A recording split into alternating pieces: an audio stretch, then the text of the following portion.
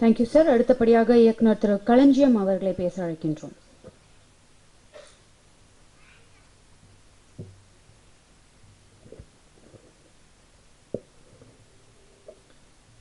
மேடையிலே வீற்றிருக்கக்கூடிய பெரியோர்களுக்கும்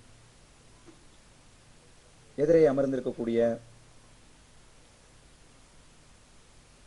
திரையுலக நண்பர்களுக்கும் பத்திரிகை துறை நண்பர்களுக்கும் என்னுடைய வணக்கத்தை தெரிவித்துக் கொள்கிறேன். இது போன்ற சிறு திரைப்படங்களினுடைய இது போன்ற விழாக்கள் மிக எளிமையாக அமைதியாக நடந்து கொண்டிருக்கிறது.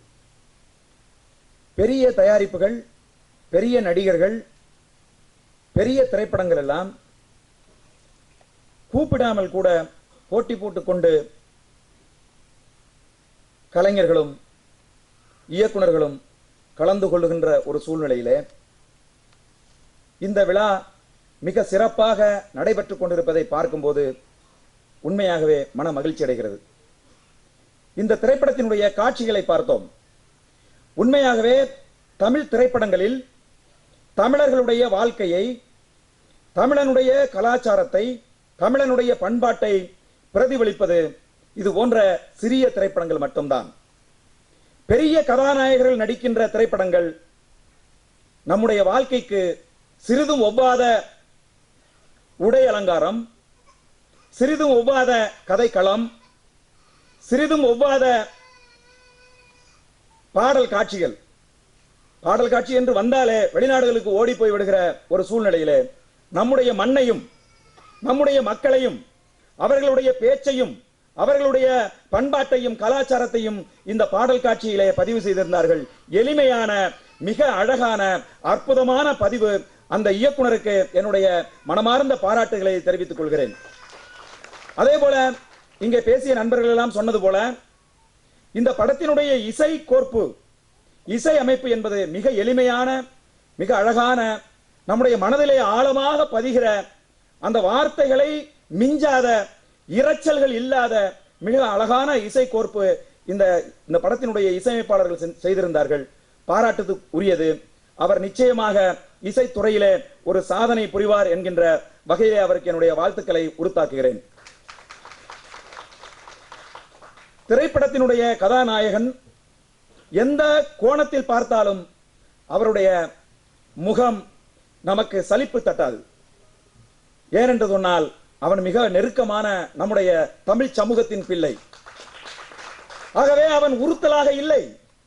எந்த கோணத்தில் பார்த்தாலும் அவன் சண்டை காட்சிகளாக இருந்தாலும் சரி, அல்லது நடன காட்சிகளாக இருந்தாலும் சரி, பாடல் காட்சிகளாக இருந்தாலும் சரி, சோக காட்சிகளாக இருந்தாலும் அவன் நமக்கு மிக நெருக்கமாக இருப்பதால், நம்முடைய தமிழ் இனத்தினுடைய பிரதிநிதியாக இருப்பதால் அவனுடைய முகம் நமக்கு பழக்கப்பட்ட முகமாக, உறுத்தாத முகம். என்ன இந்த பையன் இப்படி இருக்கானே, இவனெல்லாம் ஹீரோவை போட்டிருக்கானே அப்படின்னு தோன்றாத அளவுக்கு மிக அழகாக மிக நேர்த்தியாக இருப்பதால் தமிழ் சினிமாவில் மிகப்பெரிய ஒரு வளம் வருவதற்கான வாய்ப்பு அந்த கதாநாயகனுக்கு இருக்கிறது.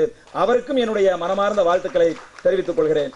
படத்தினுடைய கதாநாயகியும் எந்த விதமான உறுத்தல்களும் ஏற்படுத்தாத வகையில மிக அழகாக நடித்திருந்தார். அவருக்கும் என்னுடைய வாழ்த்துக்கள். இந்த திரைப்படம் கில்ட்டில் இருந்து வருகிறது. ஒரு அமைப்பில் இருந்து வருவதால் இந்த திரைப்படம் விரைவாக வர வேண்டும், திரைக்கு வர வேண்டும் என்று என்னுடைய சண்டை பயிற்சியாளர் என்னுடைய திரைப்படத்தில் தான் அவர் 2 கோல்டு மெடல் வாங்கினார். தோழர் ஜாக்குவார் தங்கம் அவர்கள் சொன்னாங்க. ஆனால் இன்றைக்கு நான் ஒரு திரைப்படம் எடுத்துக்கொண்டிருந்தேன். ஊர் சுற்றி புராணம் என்று ஒரு திரைப்படம் எடுத்துக்கொண்டிருந்தேன். அந்த திரைப்படத்திலே கதாநாயகியா நடித்த ஒரு பெண் அஞ்சலி என்கின்ற நடிகை அந்த திரைப்படத்தில் பாதியில் அவருடைய சொந்த பிரச்சனையில் ஓடிவிட்டார். படம் பாதியில் இருக்கிறது. நான் தயாரிப்பாளன், 20 ஆண்டு காலமாக தமிழ் சினிமாவில் இருக்கின்றேன். தமிழ் சினிமாவில் தான் நான் சுவாசிக்கின்றேன். தமிழ் சினிமாவுக்காக தான் வாழ்ந்து கொண்டிருக்கிறேன். நான் சம்பாதித்த பணங்களை எல்லாம் தமிழ் சினிமாவில் தான் போட்டிருக்கிறேன்.